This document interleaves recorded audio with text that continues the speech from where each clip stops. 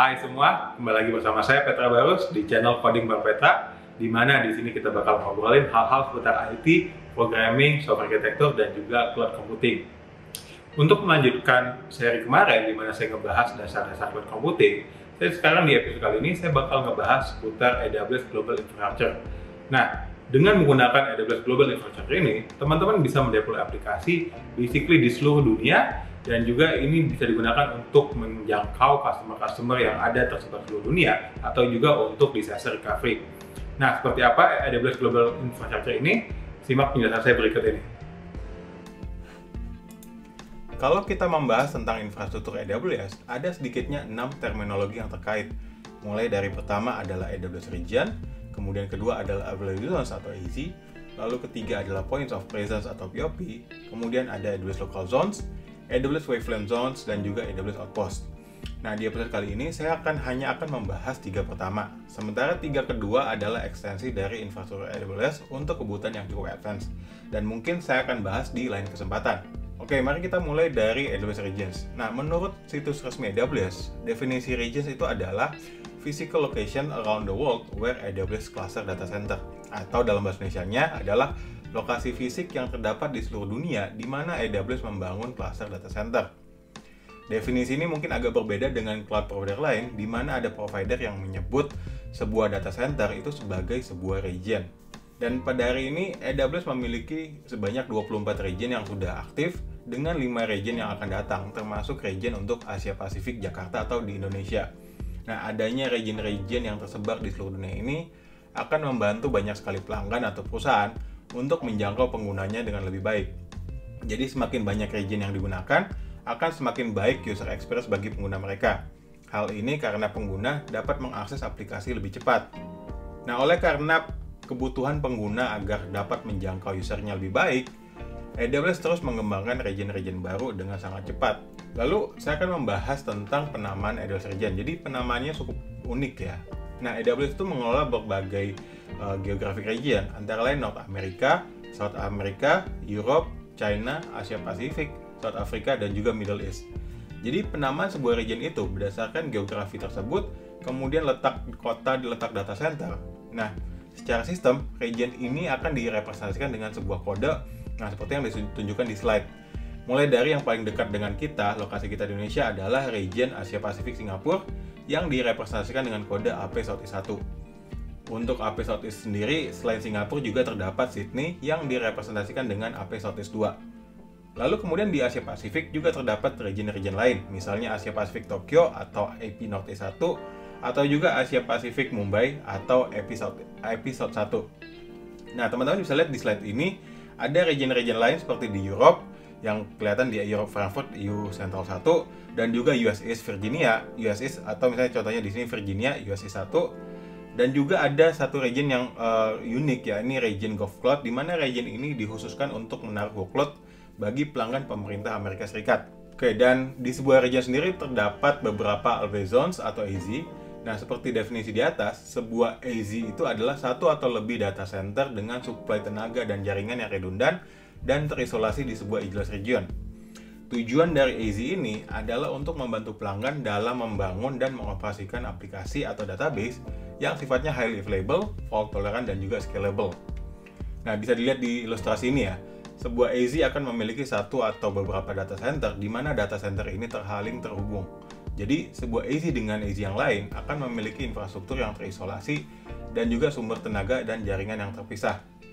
Jadi, setiap region akan memiliki 3 atau lebih AZ, dan di mana setiap AZ dalam region ini terpisah secara fisik biasanya dalam jangkauan puluhan kilometer, tetapi cukup dekat sehingga dapat memiliki latensi jaringan yang sangat rendah. Jadi jaraknya cukup jauh sehingga kalau misalnya ada masalah di sebuah AZ, ini tidak akan berdampak di AZ yang lain. Jadi semua AZ di dalam region ini akan terhubung dengan jaringan dengan yang high bandwidth, low latency, dan juga fully redundant. Nah, latensi yang rendah ini juga akan membantu agar sinkronisasi data antar tiap AZ dapat dilakukan dengan cepat. Jadi kalau misalnya ada masalah di sebuah AZ, datanya itu nanti bisa dengan cepat tersinkronisasi ke AZ yang lain. Nah, setiap AZ di region ini akan diberikan kode alfabet di belakang kode region tersebut. Misalnya di sini teman-teman bisa lihat US East Virginia memiliki 6 AZ mulai dari US East 1A hingga US East 1F. Untuk Asia Pasifik Singapura sendiri memiliki 3 AZ, yakni AP Southeast 1A hingga 1C. Dan teman-teman perlu ketahui, kalau misalnya satu kode AZ antara satu customer bisa menunjuk ke AZ, fisik AZ yang berbeda dengan customer yang lain. Misalnya AP Southeast 1A untuk customer 1 bisa berbeda fisiknya dengan customer 2. Jadi ini ditujukan agar memastikan beban antara tiap AZ ini bisa lebih seimbang. Lalu sekarang konsep selanjutnya adalah point of presence. Dan AWS itu memiliki 200 lebih point of presence yang tersebar di seluruh dunia. Dan point of presence ini terkait dengan layanan content delivery network dari AWS, yakni Amazon CloudFront. Kegunaan point of presence ini adalah agar membantu pelanggan agar bisa mengirim konten secara lebih cepat ke pengguna gitu. Kenapa? Karena CloudFront akan menyimpan kontennya sementara di lokasi point of presence ini setelah mengambil konten tersebut di region asalnya. Oke, sebagai contoh ya, kalau misalnya sebuah pengguna di Europe akan berusaha mengakses data di aplikasi yang di-deploy di region Singapura yang sudah di belakang CloudFront, nah traffic pertama dari pengguna ini akan dialihkan ke point of presence terdekat, misalnya di sebuah point of presence di Europe. Nah, kalau misalnya konten yang di-request itu kosong atau udah usang, udah expired, CloudFront itu akan meminta konten tersebut di aplikasi yang udah di-deploy di region Singapura. Kemudian konten ini akan disimpan di point of presence tersebut, yakni yang di Europe, kemudian dikirim ke pengguna. Lalu untuk permintaan kedua dari pengguna selanjutnya, selama kontennya masih belum usang atau selama kontennya masih belum usang, maka pengguna tersebut akan mengakses kontennya yang tersimpan di point of presence yang terdekat. Oke, kembali lagi ke AZ ya. Kenapa kita membutuhkan AZ? Jadi kegunaan AZ ini agar pelanggan dapat membangun aplikasi yang highly available, fault tolerant, dan juga scalable. Kalau teman-teman lihat di bagian di slide ini, jadi ketika user mengakses sebuah situs, traffic tersebut tuh akan masuk ke load balancer, di mana load balancer ini akan meneruskan ke beberapa server yang tersebar di beberapa AZ. Jadi kalau misalnya sebuah AZ bermasalah, maka masih ada server lain di AZ yang lain yang akan bisa membackup request tersebut. Nah, kita juga bisa membuat arsitektur yang melintasi region, seperti yang terdapat di bagian ini. Jadi, ada beberapa kasus penggunaan untuk arsitektur seperti ini ya. Jadi, pertama, misalnya kita melayani pelanggan yang tersebar di seluruh dunia, gitu. Maka dengan menggunakan DNS atau di sini dengan layanan Route 53, kita bisa konfigurasi agar traffic dari pengguna ini bisa dilayani di load balancer di region terdekat dari pengguna tersebut. Misalnya kalau kita punya aplikasi di 2 region, yakni Singapura dan Virginia. Nah, pengguna dari Indonesia akan diarahkan ke infrastruktur di Singapura ketimbang di Virginia yang lokasinya lebih jauh. Gitu. Dengan demikian, konten dapat di-deliver ke pengguna secara lebih cepat. Dan kasus yang lain adalah untuk disaster recovery. Jadi, meskipun pengguna aplikasi kita terpusat di sebuah lokasi, misalnya pengguna kita 99% ada di Indonesia, dengan adanya arsitektur multi-region ini, kita bisa mengantisipasi misalnya ada region yang bermasalah.